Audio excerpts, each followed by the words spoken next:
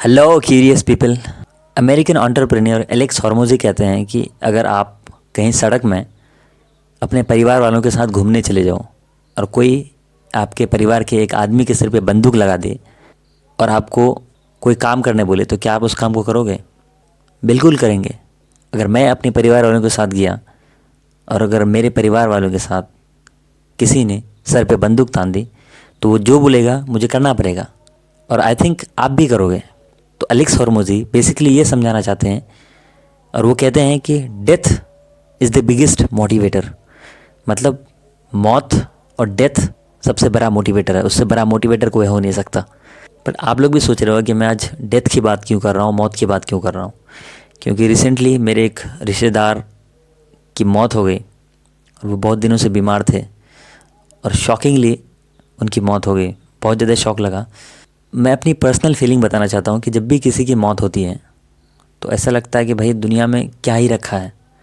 Eight दिन सबको जाना है, सबको मरना है और उस टाइम दुनिया में आपके जितने भी जो भी चीज़ें हैं, आपका गोल हो, आपका विजन, एम्बिशन, जो भी चीज़ें हो, उस टाइम वो सारी चीज़ें गायब हो जाती है जब भी अगर सामने में कोई मौत हो जाती है।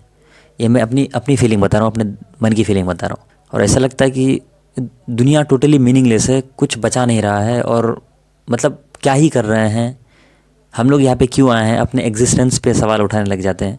और सबसे बड़ा सवाल जो मेरे माइंड में आता है कि चलो ये तो चले गए, लेकिन मेरा क्या होगा? मेरी मौत कैसे होगी? मैं किस तरह से जाना चाहूँगा? अगर कोई इंसान मरता है तो हम लोग उसको बोलते हैं कि यार चलो बढ़िया आदमी थे और उनके कुछ अच्छे अच्छे मोमेंट्स को याद करते हैं कि उन्होंने मेरे साथ ऐसा सलूक किया था, उसने मेरे साथ ऐसा बिहेव किया था और अच्छी अच्छी बातें बोलते हैं और हम लोग उनको विदा कर देते हैं। तो मैं ये सोचता हूँ, मेरे मन में ये फीलिंग आती है कि लोग मुझे किस नाम से जानेंगे, लोग मुझे किस तरह से याद रखेंगे। क्योंकि मौत और डेथ सबकी होनी है और ये सर्टेन है, मतलब निश्चित है, आएगी ही आएगी। लेकिन पता नहीं क्यों ऐसा लगता है कि हम लोग हैबिचुअल बिहेवियर हैं। मतलब ऐसा हम लोग हर दिन मौत नहीं देखते हैं क्योंकि हम लोग किसी हॉस्पिटल में या फिर कोई शमशान घाट में नहीं रहने वाले हैं। तो हम लोग जब भी मौत देखते हैं तो हमारा सडनली बिहेवियर चेंज हो जाता है, हमारा सडनली माइंड चेंज हो जाता है। बट उसके बाद और हम लोगों को ऐसा लगता है कि आज के बाद से ना जो भी कर रहा हूँ, जो भी फालतू चीज़ें कर रहा हूँ, वो सब चीज़ें छोड़ दूंगा क्योंकि भाई ऊपर वाला ने जितनी मोहलत दी है उसको यूज़ कर लें, उसको कुछ अच्छे काम में कर लें। लेकिन फिर कुछ दिन बीत जाते हैं तो फिर हम लोग अपने असली हैबिचुअल बिहेवियर में आ जाते हैं। जो हम लोगों की आदत होती है, वही हंसना खेलना, वही मौज मस्ती करना, वही सब चीज़ें फिर याद आ जाती है, फिर बैक टू नॉर्मल लाइफ।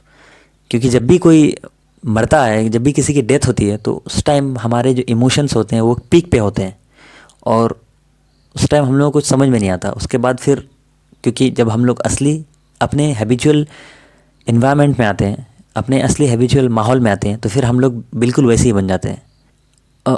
मैं एक दिन एक वीडियो दिख रहा था विकास दिव्यकीर्ति सर का। विकास दिव्यकीर्ति सर बोलते हैं कि हम लोगों को एक्चुअल में वो बोलते हैं कि देखो मैं इस वीडियो में जो भी बोलूँगा आप लोगों को बुरा लगेगा, पर आप लोगों को बुरा नहीं मानना है। और वो बोलते हैं कि हम इस वीडियो के बाद आप लोग जाओ और जा कर के लिखो कि लोग अगर कोई मरते हैं तो उसके बाद में दो तीन सेंटेंस बोलते हैं कि चाहे वो फलाना आदमी था या फिर वो कमीना आदमी था, वो जैसा भी आदमी था उसके बारे में बोलते हैं।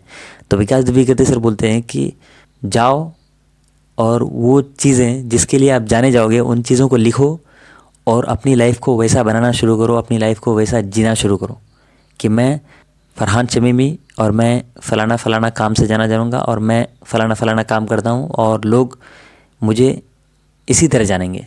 जब मैं मर जाऊँगा तो लोग मुझे इसी तरह याद करेंगे कि अरे वो देखो फरहान शमीमी की लाश जा रही है और वो ऐसा आदमी था और ऐसा ऐसा आदमी था। तो ये लिखने बोलते हैं। आई थिंक ये बात मेरे दिल को छू गई और बहुत ही ज़बरदस्त बात कही इन्होंने, क्योंकि एट द एंड यही मैटर करता है। क्योंकि कहते हैं ना, आप क्या कपड़े पहनते हो, क्या खाते हो पीते हो, ये सब सारी चीज़ें कोई मायने नहीं रखती। जब आप मरोगे तो लोग आपको सिर्फ इस बात से याद रखेंगे कि लोगों को आपने कैसा फील करवाया था, उनके साथ आपका बिहेवियर कैसा था, उनके साथ आपने किस तरह से बात की थी, उनको कैसे ट्रीट किया था।